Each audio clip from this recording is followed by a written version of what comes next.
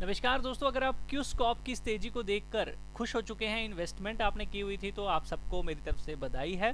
दूसरा, अगर आप इस स्टॉक को अभी खरीदने का सोच रहे हैं, आपने नहीं खरीदा था और अब आपको लग रहा है बढ़ जाएगा, तो मैं बोलना चाहूंगा इस वीडियो को ध्यान से देखना, कुछ ना कुछ आपको फायदा मिल ही जाएगा। तो दोस्तों, सबसे पहले क्यूस्कॉप की अगर हम बात करें, अगर आप इसे खरीदने का सोच रहे हैं या खरीद चुके हैं, तो आप किनके साथ हैं आपको ये समझना होगा। तो देखिए, यहाँ पर अगर हम प्रमोटर की बात करते हैं, 56% है। बहुत अच्छी होल्डिंग होती है अगर प्रमोटर की इतनी परसेंटेज हो, ठीक है। एफ देखो यहाँ पर कितने हैं, 8% है। डी यहाँ पर 12% है। एंड पब्लिक यहाँ पर नियर अराउंड 19% है।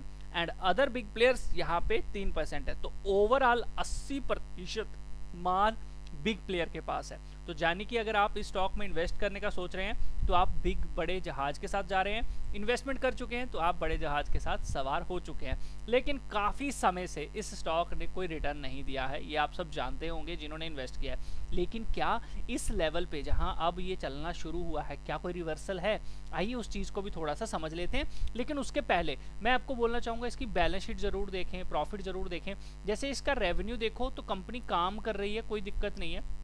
नेट प्रॉफिट बहुत अच्छा है, सिर्फ मार्जिन कम है, यानी कि 10 रुपए कमा रही है तो 2 रुपए जो है वो प्रॉफिट कमा रही है। तो इस चीज को थोड़ा ध्यान में रखिएगा। कंपनी के ऊपर जो कर्जा है वो ओवरऑल खत्म हो चुका है, ये बहुत अच्छी बात है। बहुत अच्छी चीज है कि अब हमें प्रॉफिट ग्रोथ देखने को मिल सकती है, क्योंकि कंपनी के ऊपर कर्जा ही नहीं है। तो ये बात है। अब प्रॉफिट बना रही थी तो क्या प्रॉफिट को कैश में कन्वर्ट कर पा रही थी? जी हाँ, प्रॉफिट को कैश में कन्वर्ट कर पा रही थी। ओवरऑल इनका कैश फ्लो ऑपरेटिंग एक्टिविटी में प्लस है, यानी कि कंपनी को कामकाज करने में दिक्कत नहीं है। कंपनी अगर प्रॉफिट बना रही है तो उसे अपने कैश में इंक्लूड कर पा रही है। अब बात करते हैं इसकी थोड़ी सी बैलेंस शीट के ऊपर। तो इक्विटी शेयर कैपिटल ज्यादा बड़ी नहीं है, ये बहुत अच्छी बात है, इन्होंने ज्यादा डाइल्यूट भी नहीं की है। उसके अलावा रिजर्व एंड सरप्लस आप देखो साल दर साल इंक्रीज ही हो रहे हैं। अब पिछले साल 935 थे, अब 1017 है। अगले साल भी ऐसा हो जाए और अच्छा प्रॉफिट दिखा दे तो एक बड़ा जंप देखने को तो मिलना ही मिलना है। इसके अलावा अगर हम बात करें ट्रेड पेएबल की, तो ये कुछ वैल्यू है जो इन्होंने देनी है आगे अपने ट्रेडर्स को, यानी कि इन्होंने पैसा जो है अपने देनदारों को देना है, इन्होंने माल वगैरह उनसे लिया होगा।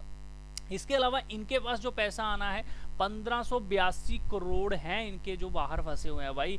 अच्छा खासा पैसा इनको मिलने वाला है। इनका कहीं ना कहीं पैसा जो है ना बाहर क्लाइंट्स के पास फंसा हुआ है, जिस वजह से आप लोगों को बड़ा प्रॉफिट इसके अंदर नहीं देखने को मिल रहा है, ये बात ध्यान रखिएगा।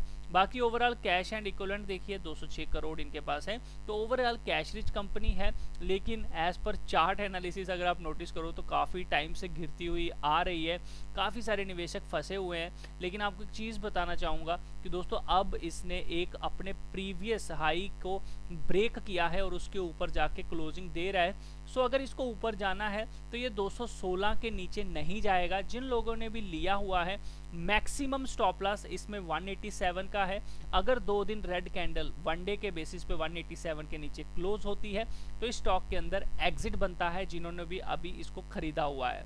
दूसरा सिनेरियो है कि हमें ये इसी लेवल पे कोई ब्रेकआउट दे दे, वनडे के बेसिस पे, हावरली बेसिस पे, कहीं भी अगर हमें यहाँ कोई अब ब्रेकआउट देखने को मिलता है, जैसे कि ये आप लोग नोटिस कर रहे हो कि रेड कैंडल बनी हुई है, कुछ इस तरह से पैटर्न बन जाए यहाँ पे, इस तरह का है और यहाँ से ऊपर जाए, तो हम लोग दोस्तों 216 का एक स्टॉप लॉस लेके यहाँ पे बाइंग कर सकते हैं। और ऊपर की तरफ पहला टारगेट 259, सेकंड 278, तीसरा 319 एंड 364 इसका लास्ट टारगेट जो है वो मेरे को देखने को मिल रहा है। बाकी कंपनी अच्छी है, अगर अच्छा करेगी तो फिर तो भैया 1000 प्लस भी जा सकती है, क्योंकि काफी टाइम से इसका स्टॉक जो है वो सरवाइव कर रहा है, अपने को संभालने की कोशिश कर रहा है, बट कहीं ना कहीं गिरती जा रही है कंपनी, है ना।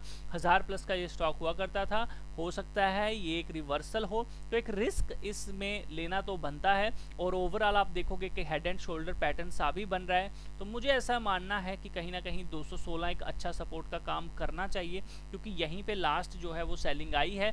अगर ऊपर जाना है तो 216 के नीचे नहीं जाएगा। इसके नीचे अगर ये 3 घंटे लगातार सस्टेन होता है तो वन टाइम एग्जिट बनता है 216 के, अगर 3 घंटे सस्टेन हो जाए। बाकी ओवरऑल मैक्सिमम बड़ा स्टॉप लॉस 187 का है। अगर निफ्टी में बड़ी ज्यादा गिरावट आ जाती है उस केस में 187, अदरवाइज इसमें अगर गिरावट आती है खाली तो 216 पे वन टाइम एग्जिट बनता है। दोबारा ऊपर आएगा 221 के, 216 के, तो हम दोबारा बाय कर लेंगे। वीडियो अच्छा लगा लाइक जरूर करना, शेयर जरूर करना। इसी तरह की और वीडियोस पाने के लिए चैनल को सब्सक्राइब कर लेना ताकि आपको प्रॉपर नोटिफिकेशन मिलती रहे। बाकी भैया ट्रेड लेने से पहले एक बार अपने फाइनेंशियल एडवाइजर से जरूर पूछिए, क्योंकि रिस्क आप सबका है और मैं सेबी रजिस्टर्ड नहीं हूँ। मिलता हूँ नेक्स्ट वीडियो में, तब तक के लिए अपना ख्याल